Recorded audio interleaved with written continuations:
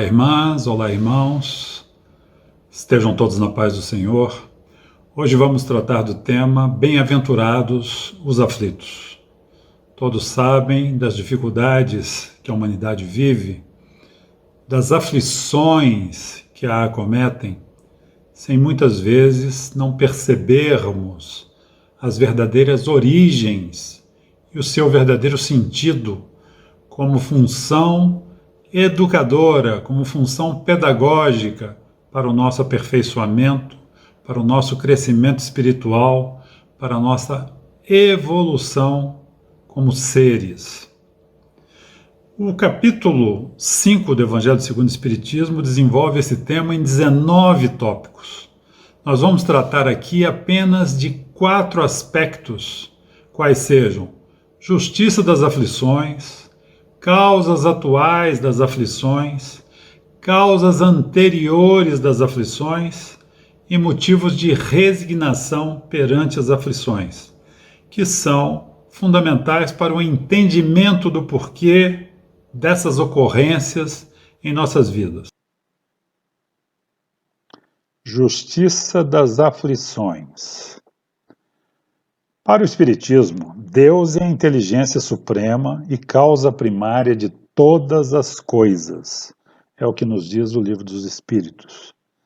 Se cremos, portanto, em um Deus que é todo poder, toda justiça e toda bondade, Criador e incriado de todas as coisas, e que rege cada elemento do universo, temos que concluir que, sendo Ele justo, justas hão de ser todas as causas de tudo que nos ocorre, de forma agradável ou não.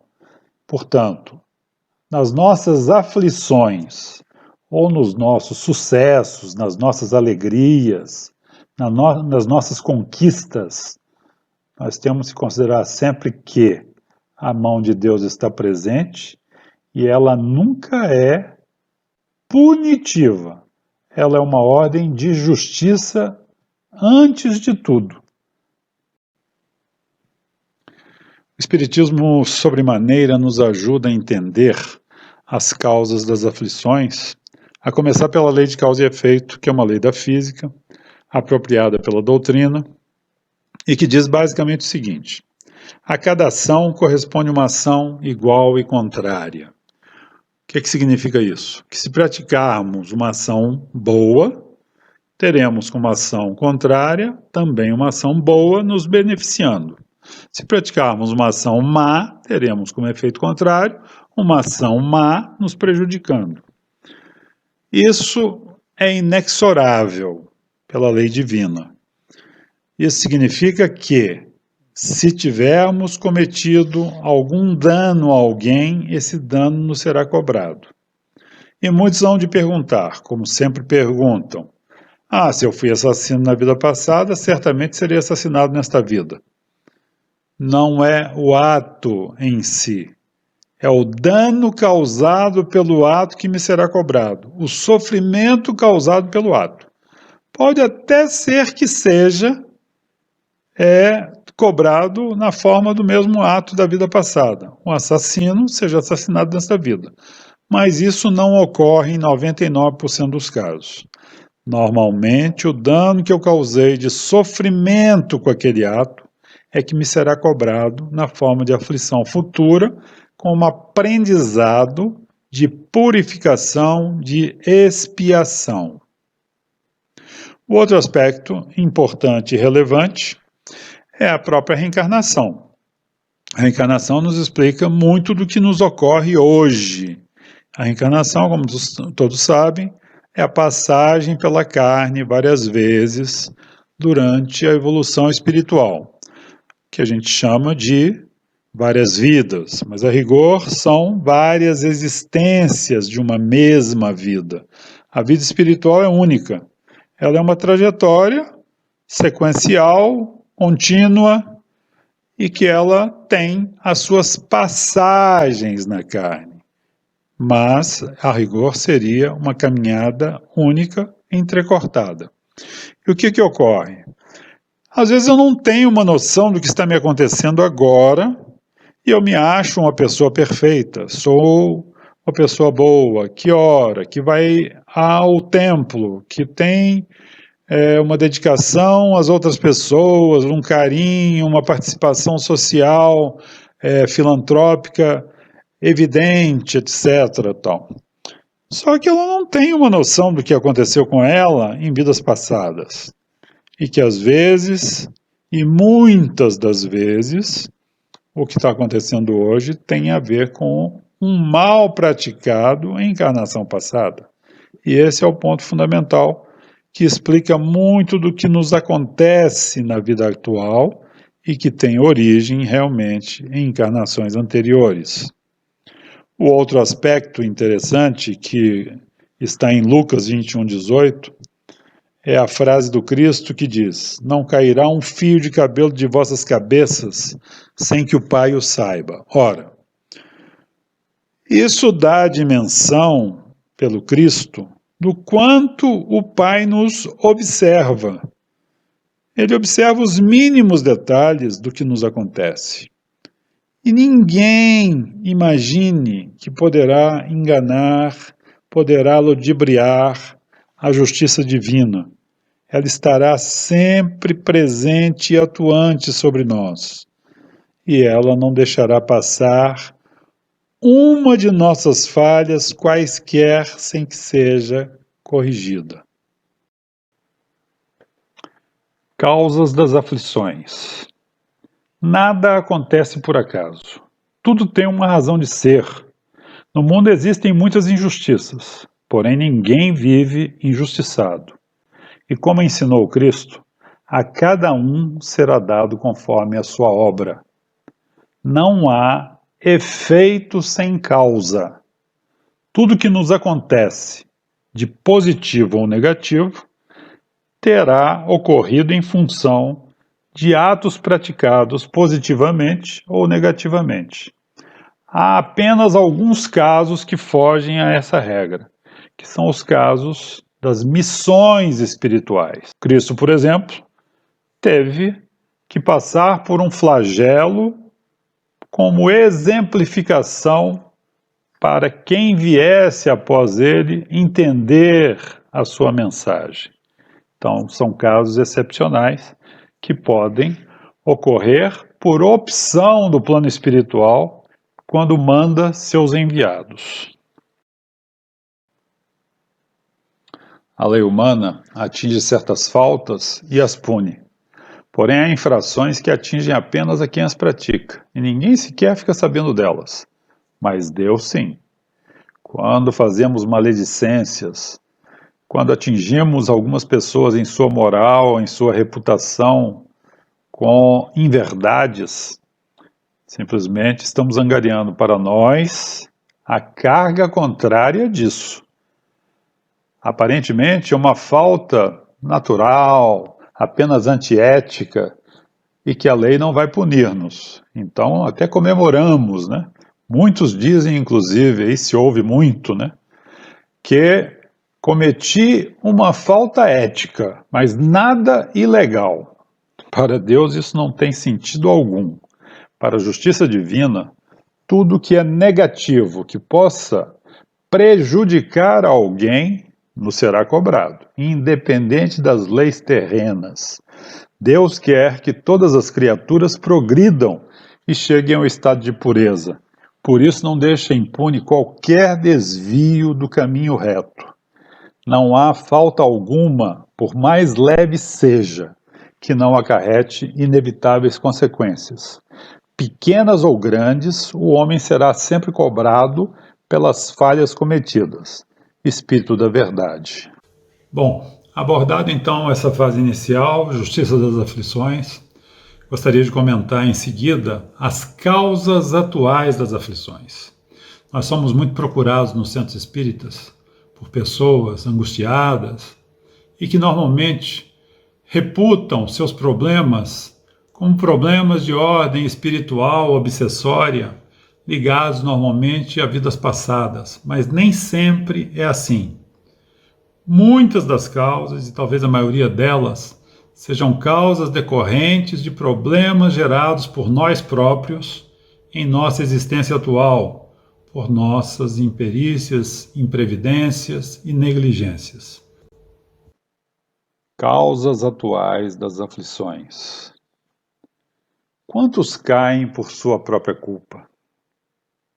Quantos são vítimas da sua imprevidência, do seu orgulho e da sua ambição, cometendo falhas no âmbito moral, no âmbito legal, no âmbito de amizades, para chegar a postos sociais que lhes deem visibilidade e prestígio?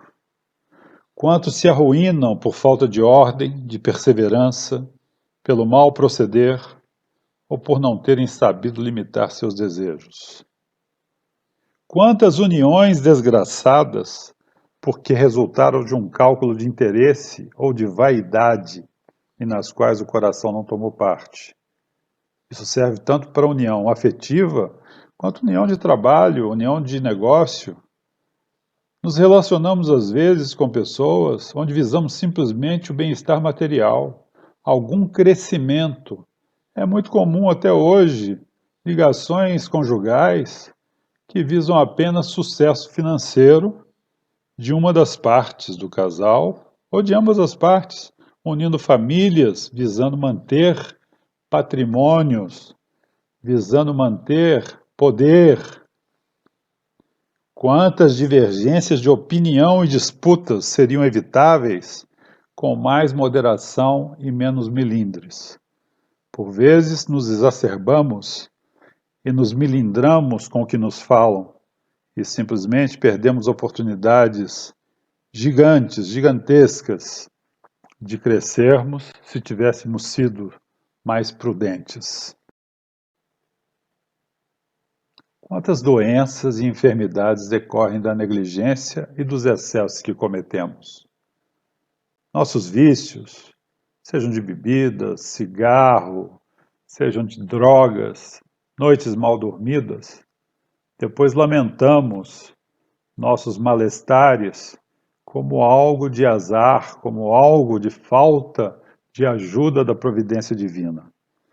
Quantos pais são infelizes com seus filhos porque não lhes combateram desde o princípio as más tendências, que por fraqueza ou indiferença deixaram que neles se desenvolvessem o orgulho, o egoísmo e a vaidade, que produzem vazio ao coração e aos princípios éticos e aos princípios de amor e de caridade, gerando pessoas desequilibradas, desajustadas socialmente e às vezes até criminosos.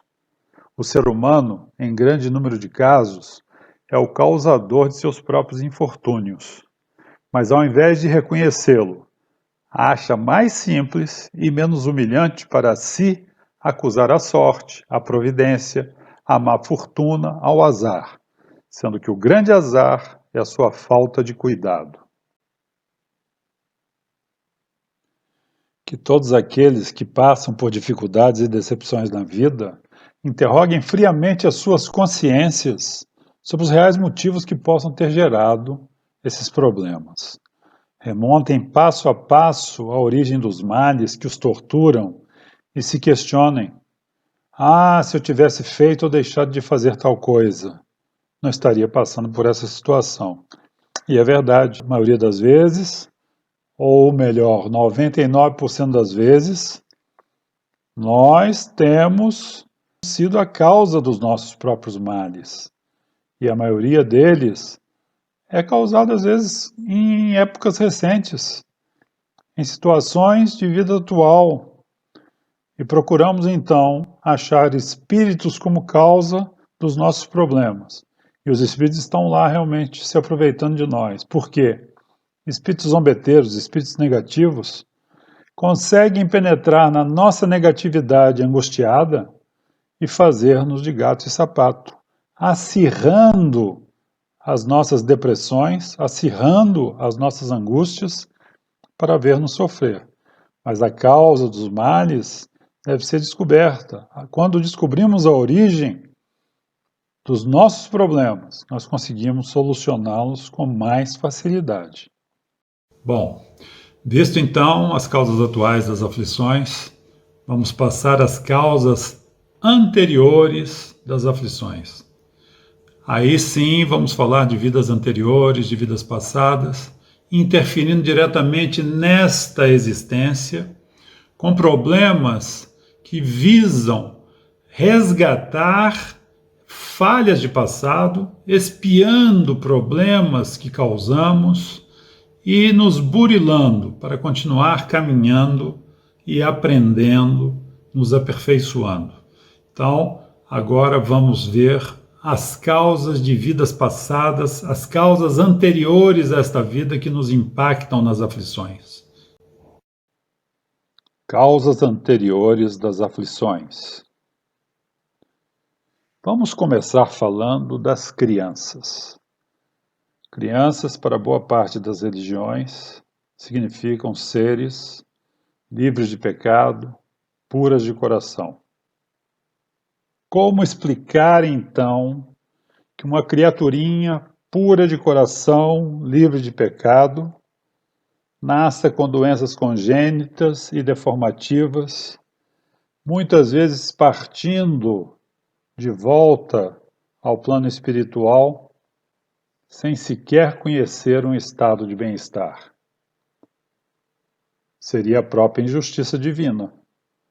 Se penaliza alguém que é livre de pecado e pura de coração, com doenças deformativas, que inclusive as levam em tenra idade sem conhecer um estado de saúde, ora, Deus é injusto. Na realidade, não é isso que acontece. Crianças de hoje foram adultos de ontem em vidas passadas, cometeram falhas e escolheram o formato que vivenciam na atualidade com essas doenças para redimir suas falhas, para corrigir suas faltas e expiá-las. No caso seguinte, vamos falar da perda de entes queridos e que são o amparo da família e que, quando partem, deixam a família em total desestruturação. Todos sabemos que as famílias são núcleos, em boa parte, na maioria das vezes, núcleo de reconciliação entre adversários. Quando há qualquer desestrutura, esses adversários que vinham se mantendo unidos por um elo mais forte, paterno, materno, simplesmente desestruturam-se e caem na sua realidade de adversidade, em grande confusão, que gera todo tipo de desvario, de atração para a obsessão espiritual, por causa da negatividade, e são vítimas fáceis, são presas fáceis da espiritualidade negativa. Temos acidentes, por exemplo, que com toda previdência ocorrem. Então, eu tenho um carro, viajo com meu carro, sou cuidadoso e respeito todos os limites da estrada. No entanto, vem um carro, atropela o meu carro e eu vou a óbito. Obviamente que isso estava com previsibilidade de ocorrer, embora aparentemente eu tivesse todos os cuidados com a minha vida, todas as precauções com a minha vida. Outro aspecto, os reveses da fortuna que frustram todas as precauções. Fui um empresário, por exemplo, correto, tratei bem meus empregados, cumpri todas as leis, paguei todos os impostos, nunca passei no mercado ninguém para trás e simplesmente de repente vem mudanças mercadológicas, mudanças por algum problema familiar e simplesmente a minha fortuna se esvai e mesmo sendo totalmente precavido, caio em desgraça financeira. E às vezes sendo tentado até ao suicídio. Isso claramente tem um sentido pedagógico em função de práticas anteriores que eu estou, desta vez, expiando. Há o caso ainda dos flagelos naturais, ceifando vidas e trazendo dificuldades. Vamos supor, então, fui passear com a minha família nas ilhas asiáticas e, de repente, somos pegos por um tsunami. Alguns desencarnam por uma coisa totalmente inesperada, natural, num ambiente de felicidade. Aí julgamos que o acaso nos tirou essas vidas, que o acaso nos deixou em infelicidade. Não há acaso. Mesma coisa acontece, sou lá um produtor rural que tem uma fazenda maravilhosa que vale milhões de dólares. Isso é um fato real, né? São fatos reais, como ocorre hoje na Califórnia, por exemplo. Então, uma propriedade produtiva, uma propriedade rica, caríssima, de repente vem uma seca. Eu imaginava que a seca ia durar 1 ano e a seca já dura 20 anos. Minha propriedade não vale nada, eu não produzo nada e simplesmente eu viro empregado de uma firma implorando por emprego para ser um tratorista, para ser um trabalhador braçal, sem entender o que me atingiu. Aparentemente, foi uma deficiência natural. Só que isso tem um sentido também de provação, de ensinamento, visando corrigir falhas do passado. Nos diz Emmanuel, nos dizem outras entidades luminosas da espiritualidade, que só terá sentido passarmos por aflições quando aprendemos com resignação o que elas nos trazem, porque é a forma de entronizá-las em nós como ensinamento, como reformulação de pensamento para caminharmos rumo à nossa evolução. Então, resignar-se perante essas dificuldades é fundamental para a nossa caminhada. Motivos de resignação. Dependerá de nós mesmos, pela resignação, tornar proveitoso para nós o nosso sofrimento, a fim de não perdermos o fruto pelas nossas queixas. Uma vez que, se perdermos a oportunidade, teremos de começar de novo. Não basta sofrer simplesmente para evoluir moral e espiritualmente. Indispensável é saber sofrer, extraindo as boas lições de cada vivência, por mais difícil pareça. Emmanuel, livro Vinha de Luz, item 80. O que nos quer dizer Emmanuel com a sua colocação? Quer dizer que o sofrimento em si, ele traz mensagens de aprendizado fundamentais ao nosso aperfeiçoamento. Se não captarmos essa mensagem como força de transformação, força com resultados claros sobre os nossos comportamentos futuros, o sofrimento não terá valido nada e precisaremos voltar a passar por situações parecidas para que captemos a sua verdadeira mensagem, que é de corrigir deficiências pessoais, transformando a nossa capacidade de entendimento e de produtividade positiva. Bom, irmãs e irmãos, assim encerramos a nossa exposição, agradecendo a vocês pela atenção, ao mesmo tempo em que esperamos ter passado algum tipo de conhecimento útil para o entendimento da vida espiritual, para o entendimento das nossas dificuldades de crescimento e de como Deus nos observa, Deus nos olha e Deus nos dá a oportunidade de crescer, de evoluir, visando a nossa purificação, que é o nosso objetivo final como destino espiritual. Fiquem com Deus, fiquem com Jesus e até uma próxima oportunidade. Graças a Deus.